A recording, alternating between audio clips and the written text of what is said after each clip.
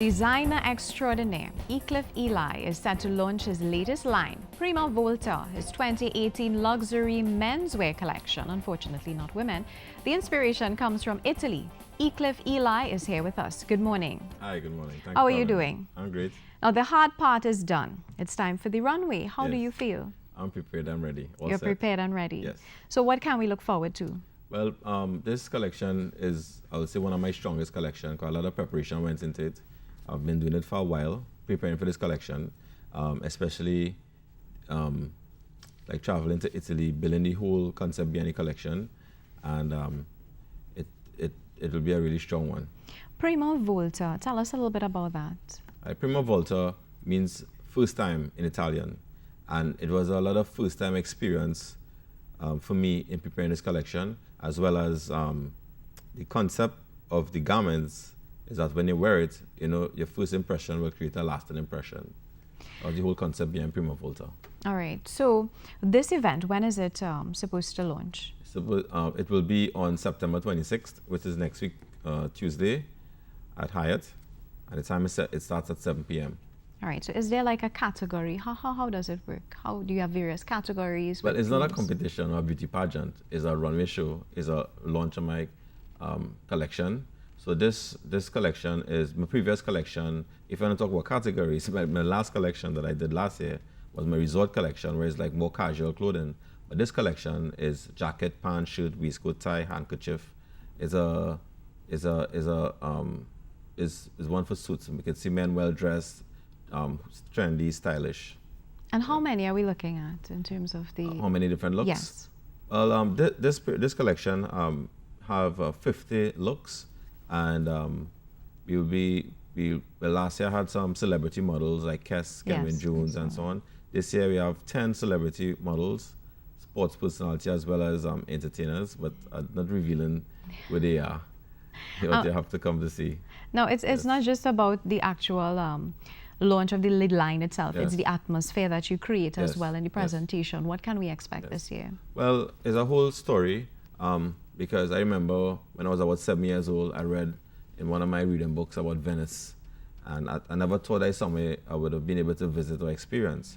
So you'll see the journey from since I was small and reading about Venice. You'll see actually a lot of footage while I was in Italy, Rome, Florence, Venice, Milan. And you'll see me meeting with other designers, interacting with them. So it's a whole story before the actual show. You'll see the whole build-up, so you can understand is we're not just selling clothes or doing a fashion show for clothes. It's a brand, it's a concept, it's it's a whole lifestyle behind it. It's not just a show for entertainment. It's a whole story behind it. So you get more appreciation for the brand.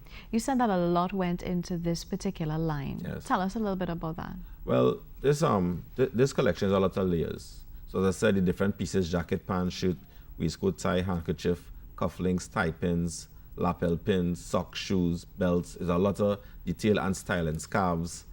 So you have to get the correct texture. If you're doing a collection, at the end of the day, a fashion show for me is all about business.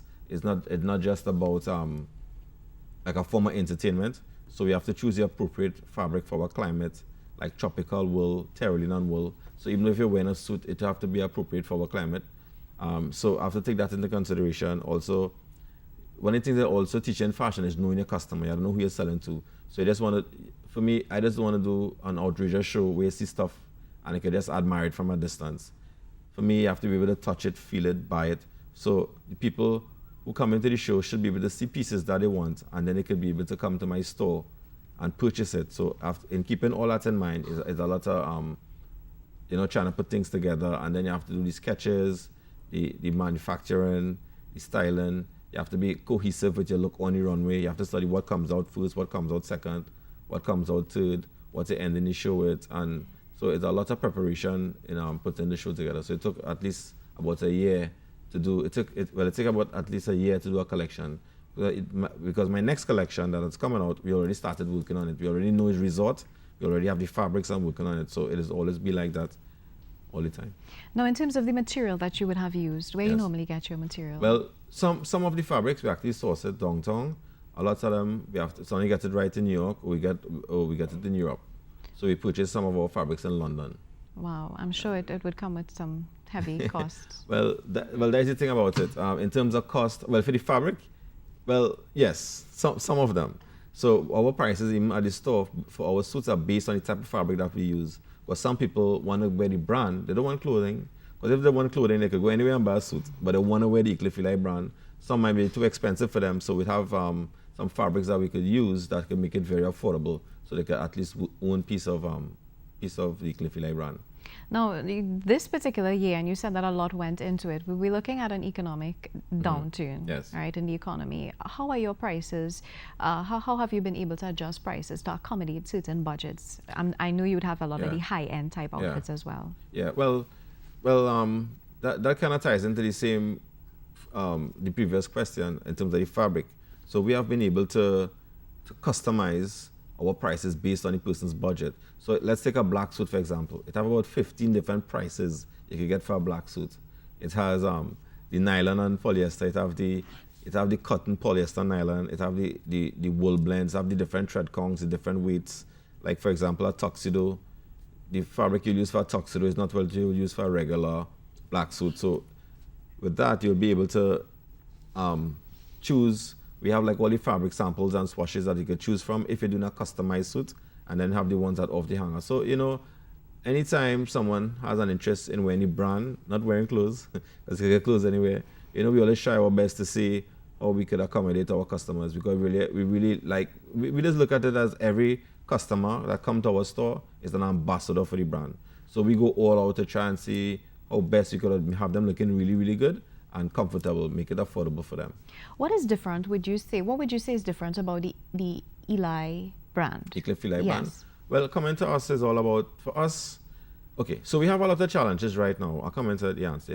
Yeah. We have a lot of challenges right now in terms of people buying online, because now you could just swipe a card and 3 days your clothes end up on your doorstep.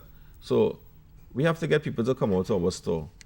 So what we did, we tried to create shopping by us an experience.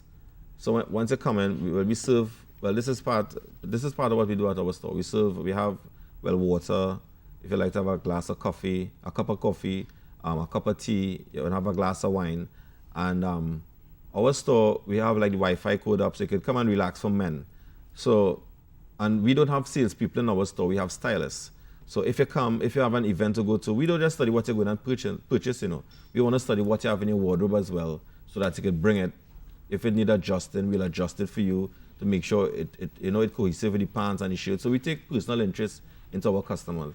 And what I realize is once we do that, we don't have to sell anything. People will just buy. We try to take care of our customers and show genuine care and concern for our customers, and that has gone a long way. And how I said before, turn each customer into ambassador for the brand, they always spread the word. And we want people to ask, where did you get that suit? And you must tell them Ecliffe Elie. So we have that in mind all the time. Like, we have like 3 changing rooms, 3 different changing rooms, and you have a changing lobby. So when a customer comes, you don't try to rush them out at all. We take our time. If you have to try on 10 shirts off the rack and make sure you get the perfect fit. If the shirt is 1 centimeter too long, we have our atelier right there, our sewing room, we'll adjust it. So we try to make everybody look as really sharp as possible. And that has gone a long way for us. We have been able to I don't think they have anything like that in Trinidad. So we have been able, and I mean, we generally care about our customers. So that have worked for us. Now this year, you're looking at a huge cost factor when you talk about it's not just a salesperson, but you have people who are trained to stylists. Stylists. Yeah. How has that been working out for you in terms of the economy, as I said before? Well, the thing about it is, my job is not working like, I don't want to knock anybody or anything, but working in a retail store. Let's call like Pennywise, for example. It's not just taking things off the shelf and resting it. It's not like that. So you have to, and you can't fake. Working for me, you cannot fake, because you'll come in the store, you ask for something, and they might say, yeah, it have it in small and turn it, but it's not like that. You have to love what you're doing. So most of the people who doing it do it out of passion and love for the job, so it becomes very easy. And being a stylist is fun, because sometimes they might have to style an artist for an event, they might have to style somebody for an occasion. So I don't have a problem with getting new business, repeat business, and also keeping my employees.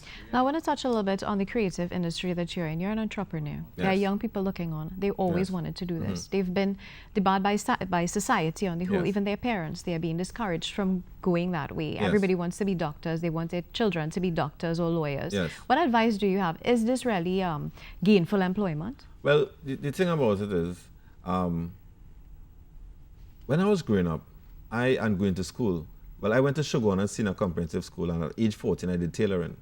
And I didn't realize doing tailoring in school, I was preparing to be an entrepreneur, to be a boss. Because at the moment, I employ like over 20-something people, all right? And now, back then, to me, even though it was a trade, whatever you're doing in school was a trade, it teaches you to be a boss, to have your own company. Now, everybody focusing on being an employee, whether it's an accountant, which is good, nothing wrong with that. But most of our parents push us to go to school to be an employee. And so that's how I look at it, and then have to with your ambition, how ambitious you are, whatever skill you have, you have to make the best of it. Like for example, if you want to do plumbing, you could have like one of the biggest plumbing companies. I mean, recently we just came out from a construction boom. You could imagine if you're a plumber, you could have be a contractor, and stuff like that. So that is how I look at it. I mean, is whatever is given to you, you have to make the best of it. All right, great. Well, it was a pleasure chatting with you. And this date, when is the date of your launch again? So Prima Volta will be launched on September 26th at Hyatt Regency, 7 p.m. All right, great. Well, thank you so much for being here with us. You're welcome.